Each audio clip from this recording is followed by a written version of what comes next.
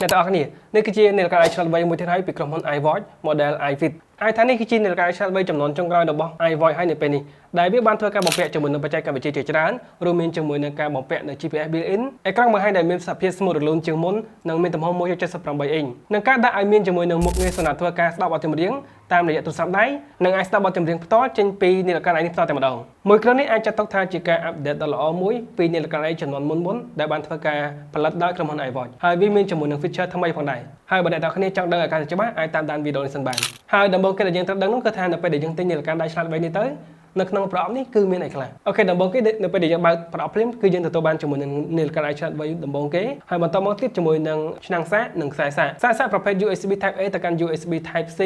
ហើយនឹងដុំសាកដែលមាន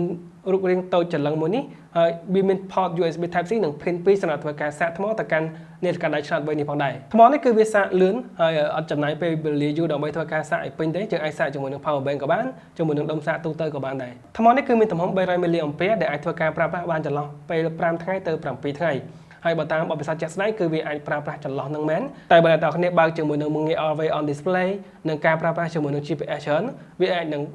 ងប្រើមិនបានយូរដល់ប៉ុណ្្នឹងទេប៉ុន្តែបើអ្នកទាំងគ្នាប្រើប្រាស់ទូទៅដូចខ្ញុំអីគឺថាគ្រាន់តែធ្វើការ check notification និងធ្វើការតាមដាននៅចំណុចសុខភាពមួយចំនួនដូចជាវាស់ចង្វាក់បេះដូងនិងការតាមដានជាមួយនឹងអុកស៊ីហ្សែនក្នុងឈាមនិងការប្រើប្រាស់មុខងារតាមដានសុខភាពផ្សេងៗទៀតវាអាចប្រើប្រាស់បាននៅចន្លោះនេះពិតប្រាកដមែនចំពោះការ design របស់នាឡិកាដៃឆ្លាតវៃ iFit គឺស្រដៀងទៅនឹង iSmart 3.0 ដែរគ្រាន់តែវាមានទំហំអេក្រង់ធំជាងគឺ 1.78 អ៊ីងហើយទំហំមកកាត់នេះគឺមានទំហំ 38 មីលីម៉ែត្រគុណនឹង 44 មីលីម៉ែត្របង្ហាញក្នុងកម្រិត 368 ពីកសែលគុណនឹង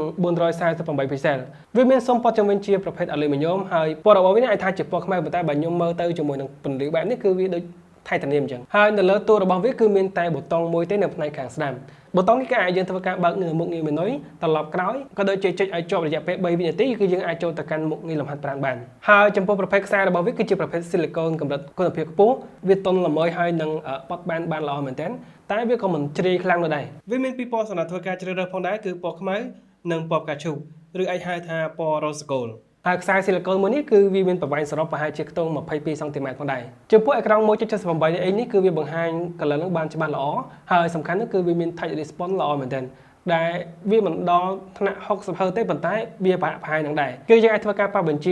ឆ្វេងស្ដាំមុខក្រោយលើក្រោយនោះគឺវា smooth រលូនមែនទែននៅក្នុងកម្មវិធីនាឡិកាដៃឆ្លាតវៃ iFit នេះផ្ទាល់គឺមានជាមួយនឹងមុខងារច្រើនដែលយើងអាចធ្វើការប្រើប្រាស់នៅលើនេះបានចំពោះផ្ទាំង notification គឺយើងអាចធ្វើការអូសពីលើចុះក្រោមដើម្បីពិនិត្យមើល notification វាបង្ហាញព័ត៌មានបានពេញលេញច្រើនជាង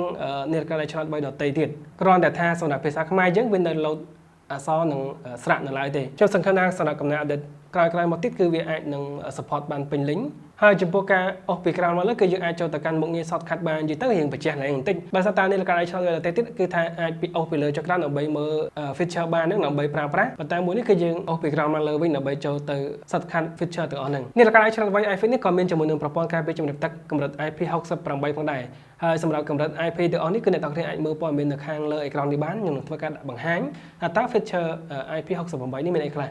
និយាយទៅខ្ញុំបានធ្វើការប្រើប្រាស់វាមួយរយៈមែនហើយខ្ញុំគិតថាវាមានចំណុចជាច្រើនដែលត្រូវចិត្តជាមួយខ្ញុំច្រើនដូចជាមុខងារលំហាត់ប្រាណនៅក្នុងនេះគឺយើងអាចធ្វើការ customize ទៅលើប៊ូតុងលំហាត់ប្រាណបានដែលយើងអាចធ្វើការបន្ថែមឬក៏បន្ថយនៅមុខងារដែលមិនចាំបាច់ដែលយើងអត់សូវប្រើប្រាស់ដកវាចេញហើយនឹងបន្ថែមជាមួយនឹងមុខងារដែលយើងពេញចិត្តទៅលើកន្លែងលំហាត់ប្រាណបានក៏ដូចជាការបន្ថែមជាមួយនឹងទំហំបន្ទុកនៅក្នុងនាឡិកាដៃសម្រាប់ធ្វើការបញ្ចូលនៅបទចម្រៀងនិយាយទៅយើងអាចស្ដាប់បទចម្រៀងដោយអត់ចាំបាច់ពឹងផ្អែកលើទូរស័ព្ទដៃទេគឺយើងអាចធ្វើការបញ្ចូលបទចម្រៀងនៅក្នុងនាឡិកាដៃឆ្លាតវៃរបស់យើងហើយភ្ជាប់ទៅកាន់កាសហើយយើងអាចធ្វើការប្រើប្រាស់បានតែម្ដងនាឡិកាដៃឆ្លាតវៃនេះគឺមានទំហំផ្ទុករហូតដល់ទៅ 4GB នៅក្នុងនេះហើយសម្រាប់ទំហំផ្ទុកដែល available សម្រាប់ការផ្ទុកបទចម្រៀងនេះគឺទំហំ 220MB និយាយទៅទំហំប៉ុណ្នេះគឺយើងអាចធ្វើការផ្ទុកបទចម្រៀងក្នុងចន្លោះពី50ទៅ300បទដែ